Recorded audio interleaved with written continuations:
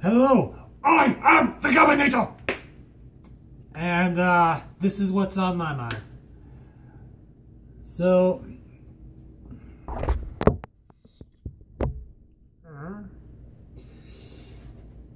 today we're going to be talking about the Navy. The Navy to separations, like a little bit of a breakdown. Because I think there's a bit of misconception here as to what separations actually is. So when you first arrive at Great Lakes RTC via bus, actually when you first get to the airport, O'Hare I think, in Chicago, Illinois, they have you first go to the USO. And the USO will give you, like, sign you in, check you in. If you haven't eaten anything on the way there, then they'll give you like a bag lunch. Later on known as bag nasties, because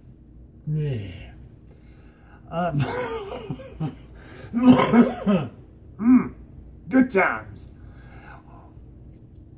After that, they have you line up.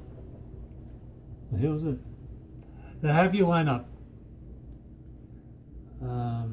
next to the gate that you'll be getting on the bus for, and so they will. Sorry, I'm gathering my thoughts here. Most people are like, hurry up, hurry up. Weirdest thing ever. Patient little bastards. That's why I just uploaded the whole thing. So that was like, But they'll have you line up in like 10 by 10 squares of people. And they'll tell you, okay, this is what you need. And the first thing they're going to do is tell you to hold out your California ID or driver's license and your social security card. So you'll just be standing there like this, and then they'll walk around. Okay, cool. Next, you're going to be needing the packet that they give you at MEPS. So you'll have your backpack between your ankles. After that, they'll tell you about the things you can and cannot have, which should be self-explanatory. You know, food or drink, which you can't have.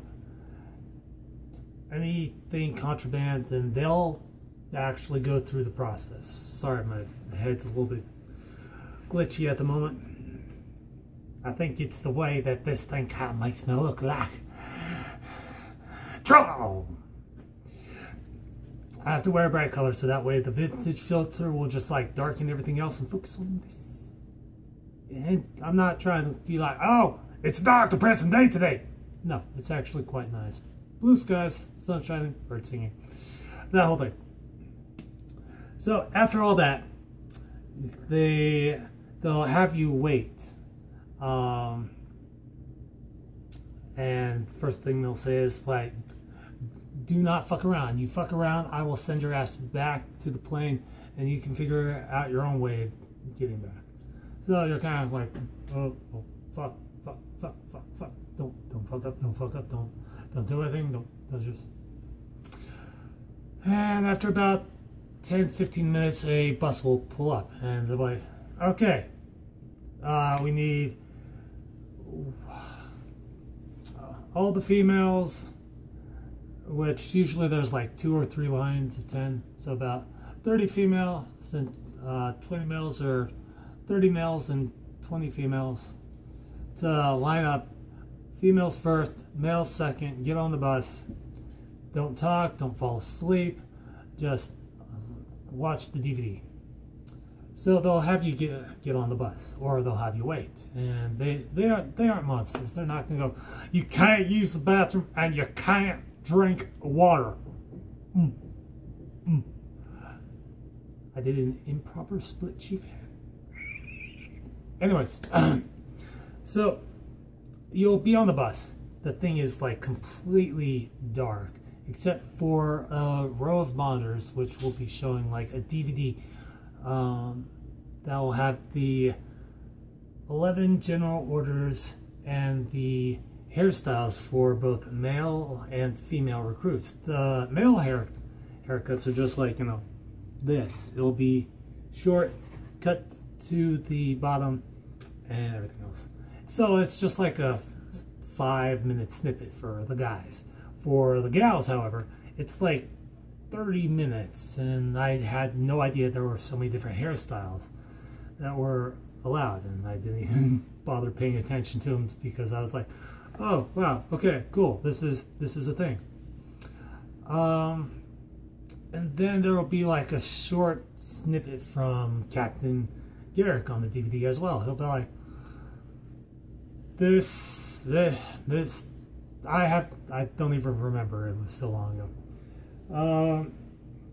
After about a 10-minute bus drive, during which some recruits will invariably fall asleep. That's just the nature of the beast. You get there, you're wiped out, you're just like, you just want to knock out.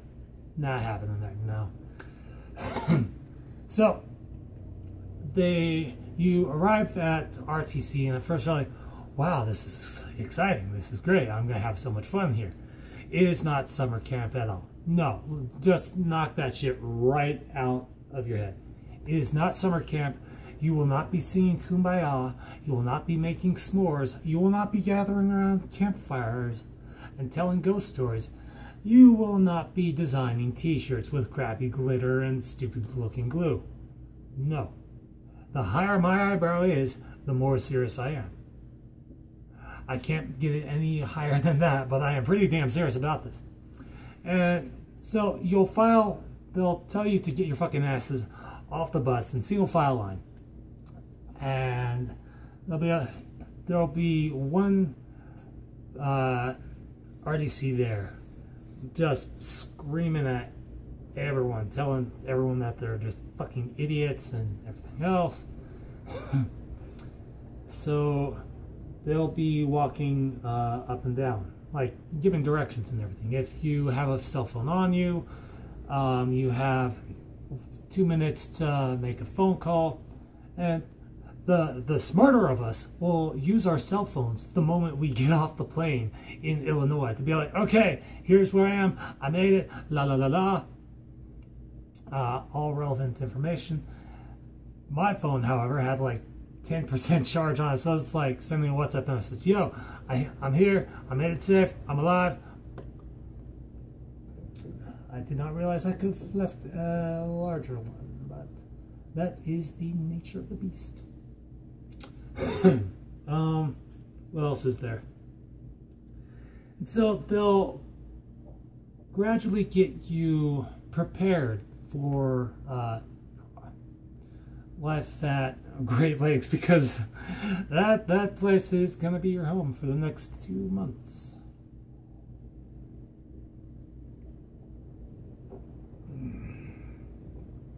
And it kind of was, actually. So they'll get your P-days, which are essentially your yellow shirt, short exercise shorts, shoes, socks, skivvies, as well as hoodie and sweats. And the most important thing is, do not take the tags off of the clothing. Don't. I didn't. I saw some poor gal that did. She's like, oh well, her ass got sent home like that.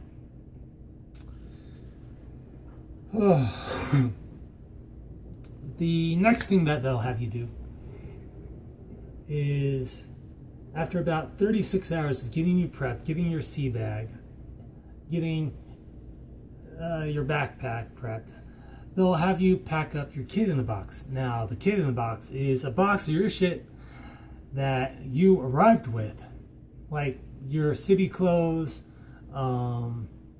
anything that you had on you. I was asked why I had a camera. I'm a vlogger. It's kind of what I do. He's like, oh, okay, cool. Right. So I decided to send that home because I wasn't risking getting that taken away. And after that, they'll ship that shit off. It should arrive back at your home or place of residence within like 2 weeks or so. Fun times. Fun times. I'm gonna shave.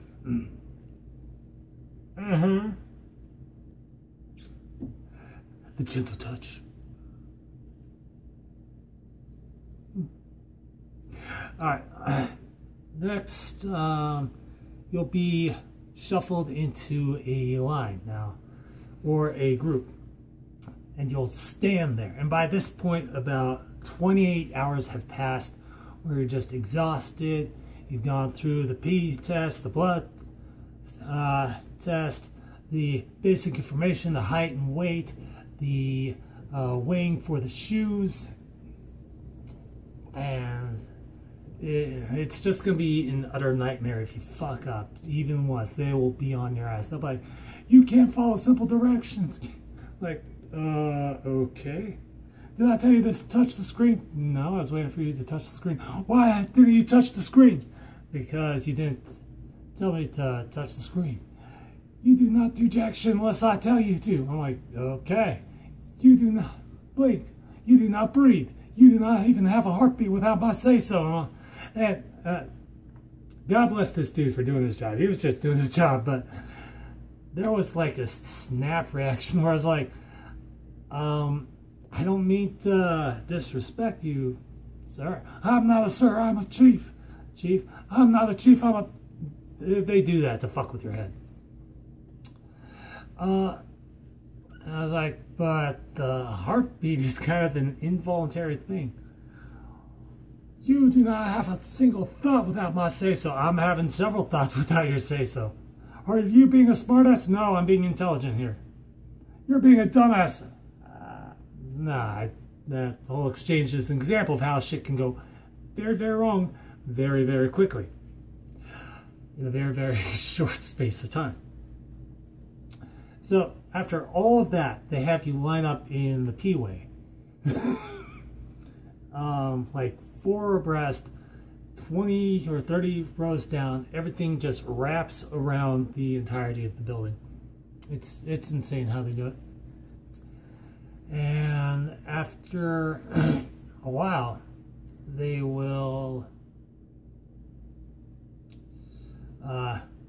call out a couple of numbers.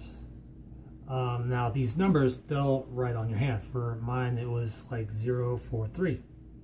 So that was the division we'd be going into.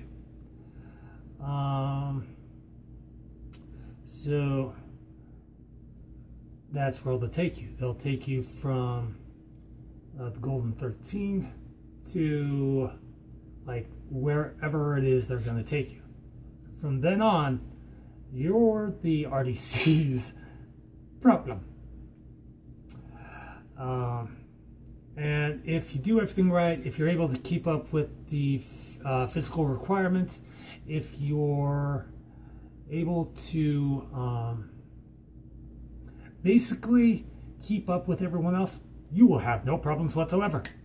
If you consistently, screw up, if you're not able to do push-ups or the PFAs, or you have a problem with authority or something like that, then chances are you're going to have a bad time, and they're going to either send you to REU, which is Recruit Evaluation Unit, which is basically they're sending you to the head doctors to find out if your gears are all there and if those gears will fit into the machinations which they are preparing you for. In layman's terms, they're going to send you to a psychologist, so that way the psychologist can determine if you're good to go or if you need to be separated. She fans all over the place.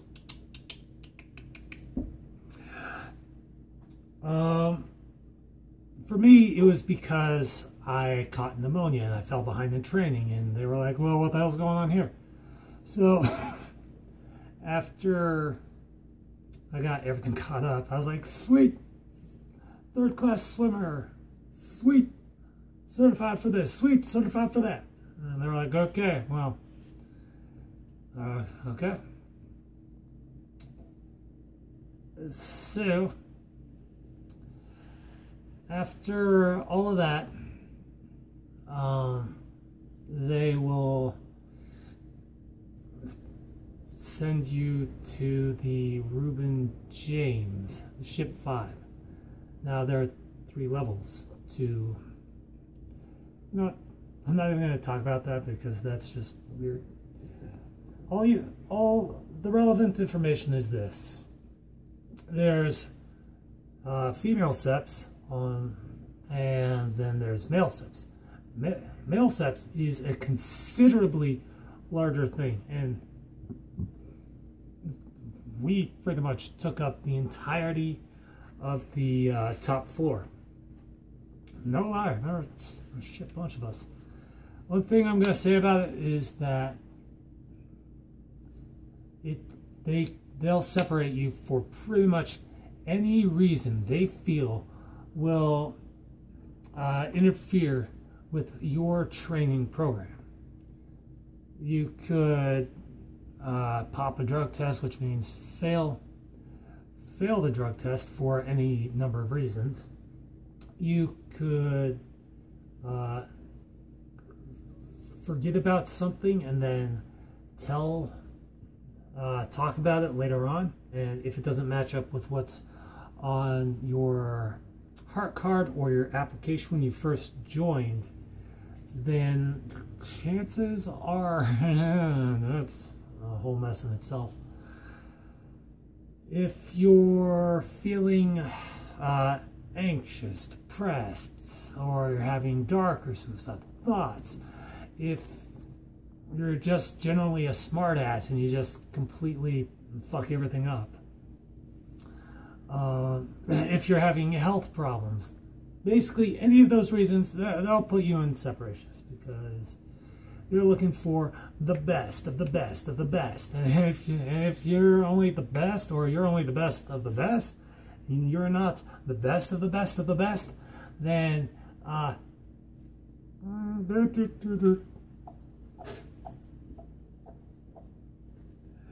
so essentially that's pretty much what's going to happen. Now, separations is not prison. Let me repeat. Separations in the Navy is not prison. Again, for a third time, let me repeat it. If you are put in separations, do not go into separations with the mentality that separations is naval prison. It is not. What separations is, and I've talked about this in a previous video, is a transitionary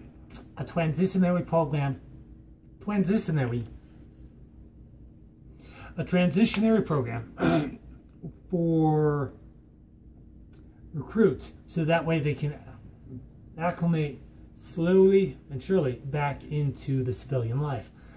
Now, this is a weird thing because half the recruits there want to appeal their case and go back into training.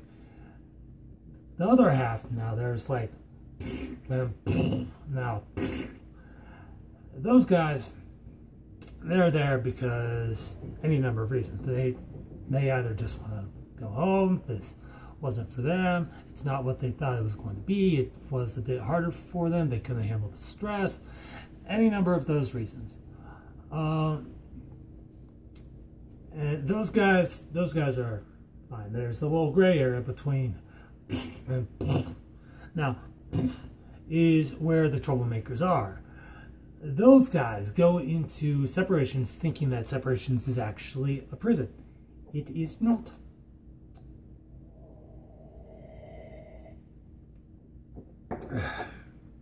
And I'm going to have to repeat this 2 more times. Separations is a transitionary program for recruits to acclimate back into civilian life before being released back into the civilian world. That's all it is. And one more time, because I know some things get lost in translation out there. Separations is a transitionary program for recruits to acclimate back into civilian life before being released back into the civilian world. If you were put in separations because of dark or suicidal thoughts, chances are you're going to be in separations for 6 to 9 months, or at a very maximum 7 months, just to make sure that you work through whatever issues you have, and that you're all right, that you're bright and cheery, that you're like puppies. So that is what separations is. Now, life in separations is much more relaxed than in basic training. For one, you can talk, you can, laugh, you can smile, you can joke around. You can watch TV, DVDs, play board games, write letters, do any number of things while in the compartment. And however, when it comes to like getting to the tow line, getting into the height line, walking in the P-ways, waiting outside, walking outside, waiting in the chow line, eating chow, or during muster call, you do not, and I repeat, you do not talk at all. Not one bit. There have been guys who were chatting it up so much, like, oh, we're in separations, we can do what we want. No. No.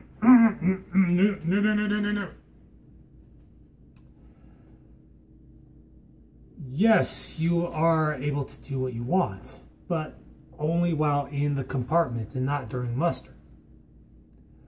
Outside, you have to follow, the rules of basic training. There's still that military barrier.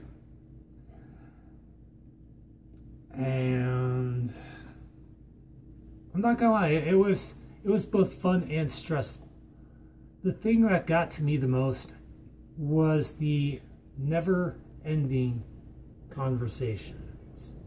You know how when you're walking in a mall and then there's that murmuring of hundreds of different voices just overlapping on one another? Yeah, and that's only for like, what, an hour or two out of your day? Try doing that for 18 fucking hours. Just. And then you get about maybe, let's see, TAPS is at 2200. So, and tattoo is at 20 immediately after that. And then normal revelry is around like 5:30. So I found myself getting up at 4:30 just to get ready. Even then, half the time my ass was late. Nah, I got my shower and all that. Normally, while in SEPS, you'll be in separations for about a month or two, like depending on your case. If you choose not to appeal it, then time will go just like that. If you choose to appeal it, And here's the thing, while in separations, you are still going to get a paycheck. I knew that. So if you choose to appeal it, you're in there for a longer time. Thus, you'll be getting paid. But you won't be going home. It's a double-edged sword. If you choose not to, then, you're like, going home, but you'll only be getting paid for a shorter amount of time. So it's like, what's more important? So it's kind of weird. Anyways,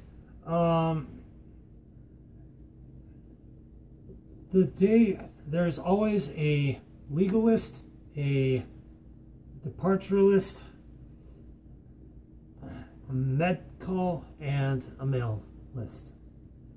Those 4 things are absolutely amazing. Anyways, I'm going to stop the video here and, let you process all that, because this is relevant information that you need to know. I'll talk about more of the nitty-gritty stuff in the next video, hopefully, if I can remember it. I might even do a Cards Against Humanity stories, because I have not done one of those in forever. I fucking love them.